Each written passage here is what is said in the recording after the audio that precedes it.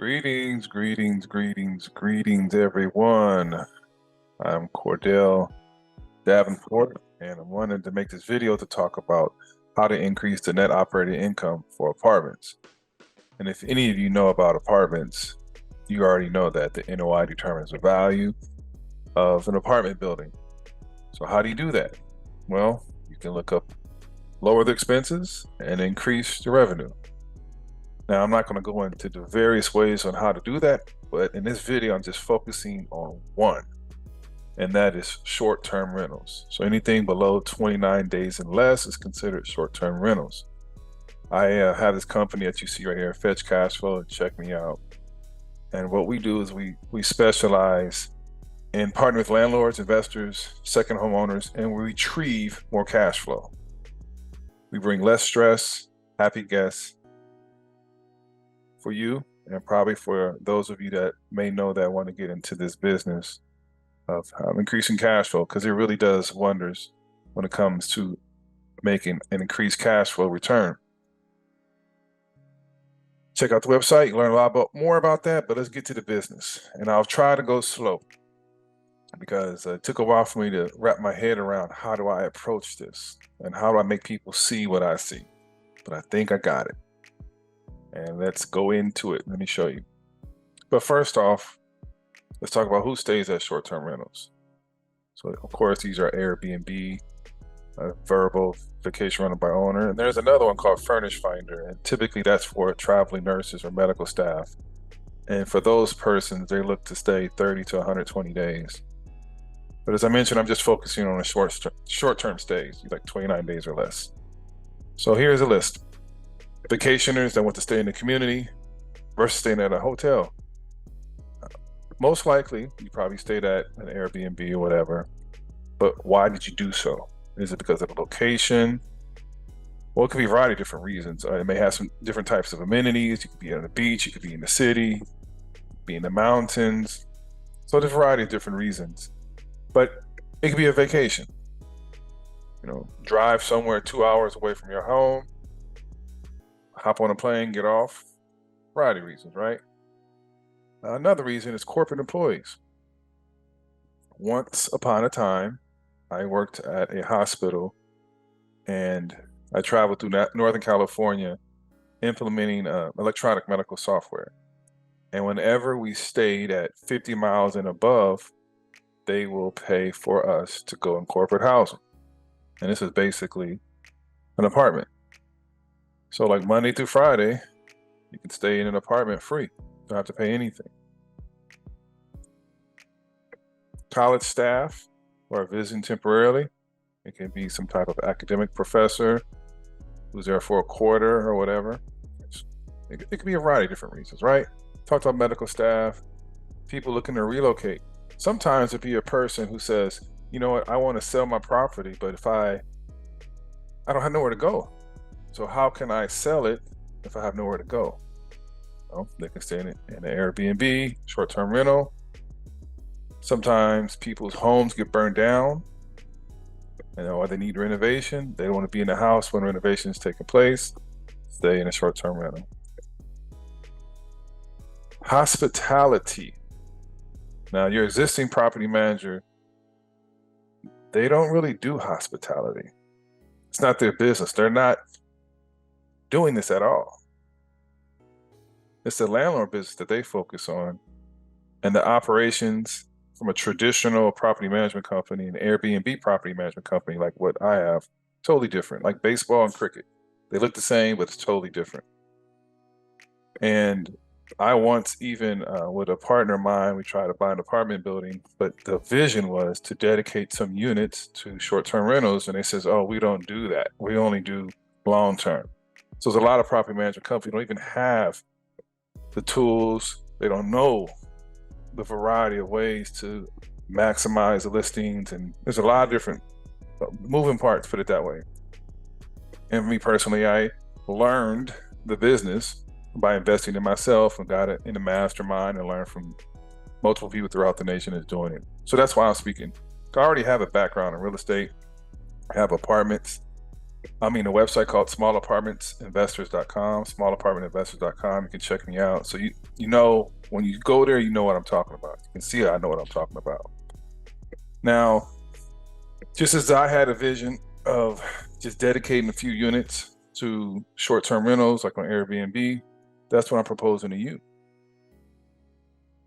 Just dedicate 10% and see what it can do. And now, if we work together, we handle a variety of tasks like daily guest communication, turnovers, cleaning, managing the listings, restocking, doing a variety of different things. But you're not here to listen to about what we really have to offer, but I just want to teach you this. It can work extreme numbers for your net operating income. So check it out. We see here gross potential rent at 100 units at 1K, $1,000 per unit. These are pie in the sky numbers, right? So we have 10% economic vacancy, other income 0, total income 1,080,000, expenses about 50%, replacement reserves. Bam, here's your NOI. NOI is the value. NOI right here, not the value, but it's NOI is the net operating income divided by the cap rate equals the value right here.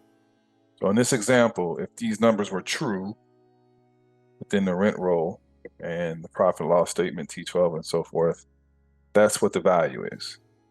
So if you wanted to refi, you can put out 70% of that, whatever, if you wanted to do that. All right, so in this screenshot here, I have the same $1,000, so long-term rent, to compare apples to apples. As I mentioned, I've learned the game by investing in a program to learn how to do all this stuff. But there are websites that I can look for comps. And this particular one, I just threw in a number. Some comps for average daily rate can be higher or lower, depending on the property and the location. But I just said in this example, the average daily rate, if someone wanted to go and stay in your apartment building unit, it'll be $150 at 70% occupancy rate. That gives you projected income revenue for the year, and this is for the month right here. So now we break down the fees. Airbnb has 3% they get. That's your gross. This is my management fee, which is 25% of the revenue. And as I mentioned, it covers a variety of different things.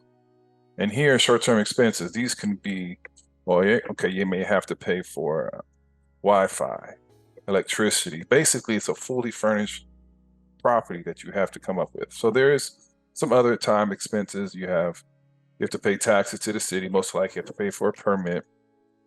There's little minor things, but you also have to pay to furnish the property. Pay for the furniture, pay for the pots, the pans. And depending on the property, of course, it can add up, or you can be minimalistic. But just looking at these numbers right here. So based upon these numbers, doing the Airbnb route, you can get 2023. And if you look at the long-term route of 1,000, that's 100% more. So you're making $1,023 more. All right. Now watch this. And this is what my cash flow will be. What you see up here. All right. Now let's take the same spreadsheet, but instead of having 100 units paying 1,000 a month, I have 90 units. So I'm only taking 10% away.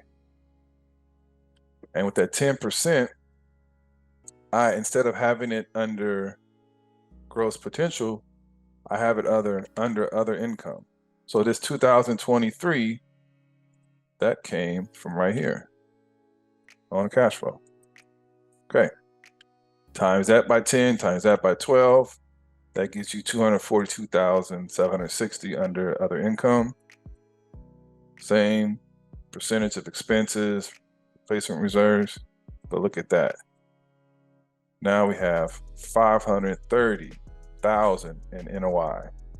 And previously, the NOI was right here, 463, the value 9.2. Now the value is 10.6. So it went from 9,270,000 to 10,617,600. The difference, 1,347,600, just by converting 10% of the units to short-term rental. And that's including me managing for you if it's 29 days or less. Now, if you decide to work with me, that's fine. If you don't, that's fine. But at least you have an idea. You know what to aim for. Hopefully it gives you some ideas on how you can maximize your income. So check me out right here once again, fetchcashflow.com. Cordell Davenport is my name. Thank you for your time, and I hope this has been useful. Bye.